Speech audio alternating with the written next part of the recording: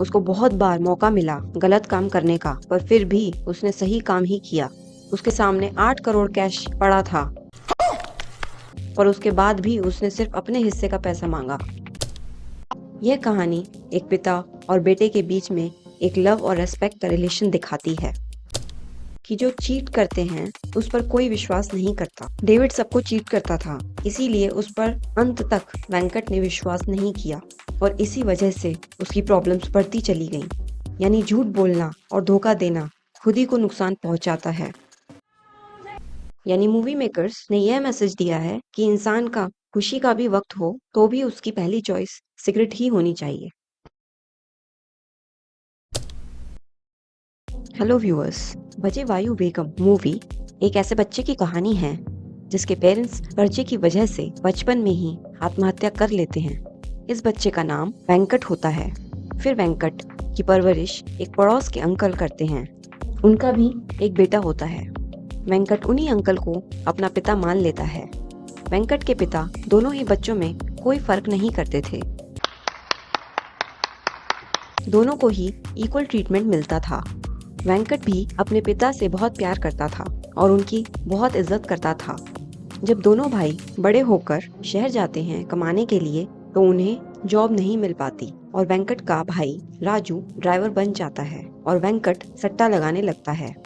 वह दोनों अपने पिता को झूठ बोलते हैं कि वह बहुत बड़ी कंपनी में काम कर रहे हैं, पर असलियत में ऐसा नहीं होता। एक दिन उनके पिता को सच्चाई का पता चल जाता है।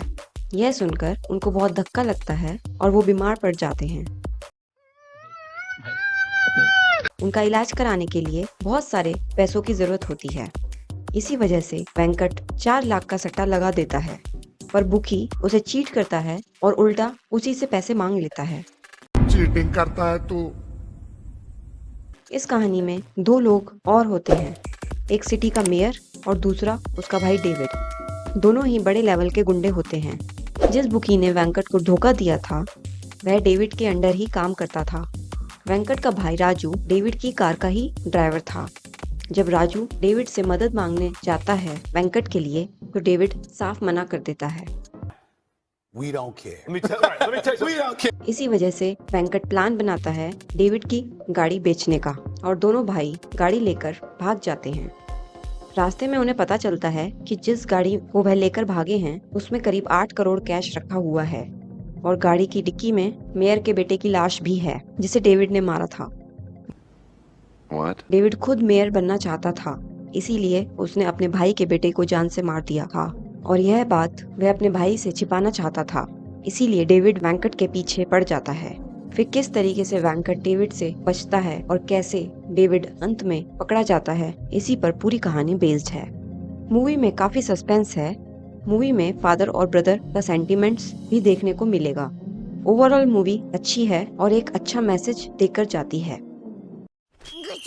अगर मूवी का पॉजिटिव एनालिसिस करें तो वेंकट जो हीरो था वह बहुत ही ईमानदार इंसान था।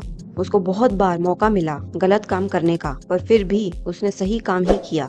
उसके सामने 8 करोड़ कैश पड़ा था, पर उसके बाद भी उसने सिर्फ अपने हिस्से का पैसा मांगा।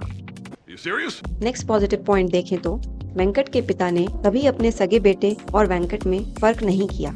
उन्होंने दोनों ही बच्चों को समान रूप से पाला, यानी कि वह एक बहुत अच्छे इंसान थे। ये भी इस मूवी का पॉजिटिव पार्ट है।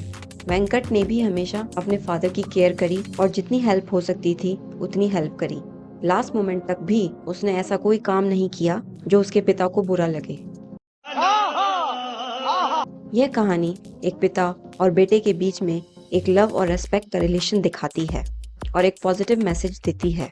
अगर नेक्स्ट पॉजिटिव पॉइंट की बात करें तो इस कहानी में आप एक चीज और नोटिस करेंगे कि जो चीट करते हैं उस पर कोई विश्वास नहीं करता।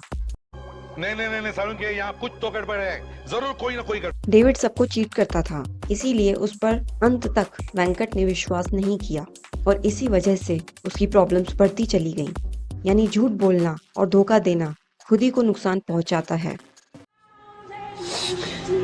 इस पर भी ये मूवी एक पॉजिटिव मैसेज देती है। वहीं दूसरी तरफ आप मूवी में यह भी देखेंगे कि वेंकट के अच्छे होने की वजह से बहुत सारे लोग वेंकट का सपोर्ट करते थे। शाबाश बेटा। अगर नेगेटिव एनालिसिस देखें तो पूरी मूवी एक डर का माहौल बनाकर रखती है। विलन का प्रेजेंस मूवी में इतना स्ट्रांग है कि पूरी मूवी में बस ऐसा ही लगेगा जैसे अभी कुछ होने वाला है। इतने ज्यादा डर के एनवायरनमेंट में रहना बहुत मुश्किल होता है। जब आप एक डर के एनवायरनमेंट में रहते हो तो आपकी कॉन्शियसनेस कम हो जाती है, जैसा कि आप इस चार्ट में भी देख सकते हैं। ये एक रिसर्च्ड चार्ट है जिसको डेविड आर हॉकिंस ने खोजा था। आप इस चार्ट में देख सकते हैं कि जैसे जैसे एंगर, डिजायर, फियर, ग्रीफ बढ़ता है, वैसे वैसे कॉन्शियसनेस कम होती जाती है। और जैसे जैसे लव, जॉय, पीस बढ़ता है, वैसे वैसे कॉन्शियसनेस बढ़ती जाती है, यानी वाइड होती चली जाती है। इसके बारे में ज्यादा जानकारी के लिए आप अटैच वीडियो। नेगेटिव पॉइंट की बात करें तो वेंकट को बैटिंग में पैसे नहीं लगाने चाहिए थे। बैटिंग एक प्रोबेबिलिटी का गेम होता है जिसमें कोई गारंटी नहीं होती और बैटिंग में ज्यादातर लॉस ही होता है और बैटिंग की लत बहुत बुरी होती है। अगर नेक्स्ट नेगेटिव पॉइंट देखें तो जब वेंकट की सारी परेशानियां खत्म हो जाती हैं तो लास्ट सीन में वो सिगरेट पीते हुए दिखाया जाता है। यानी मूवी मेकर्स ने यह मैसेज दिया है कि इंसान का खुशी का भी वक्त हो तो भी उसकी पहली चॉइस सिगरेट ही होनी चाहिए। यानी सारी मूवीज की तरह इस मूवी ने भी ऑडियंस को एक रॉन्ग मैसेज दिया है इस सीन में। अगर स्टुपिडिटी एनालिसिस करें तो वेंकट और उसके भाई को अपने पिता से अपनी जॉब के बारे में झूठ नहीं बोलना चाहिए था। अगर वह लोग सच बताते तो शायद यह सब प्रॉब्लम्स नहीं होती। ये बड़ी अच्छी बात कही आप। सेकंड स्टुपिडिटी देखें तो मेयर का भाई डेविड को यह प्रॉब्लम थी कि उसके भाई ने एक पॉलिटिकल पोजीशन ले ली और अपनी सोसाइटी में रिस्पेक्ट बना ली, पर उसने कभी डेविड से ऐसा करने को नहीं कहा। इस बात का डेविड को बुरा लगता था, पर इसके लिए उसे डायरेक्टली अपने भाई से बात करनी चाहिए थी और उसे बताना चाहिए था कि उसे क्या चाहिए, पर ऐसा ना करके उसने एक क्रिमिनल की तरह सोचा और काम किया। अगर स्पिरिचुअल एनालिसिस करें तो डेविड के अंदर ईगो बहुत था। उसको पॉलिटिशियन बनना था जिससे सब लोग उसकी रेस्पेक्ट करें। वो पूरे सिटी का कंट्रोल चाहता था। घमंड ही इंसान का सबसे बड़ा दुश्मन होता है। आप लाइक, शेयर एंड सब्सक्राइब भी कर सकते हैं। Thanks for watching.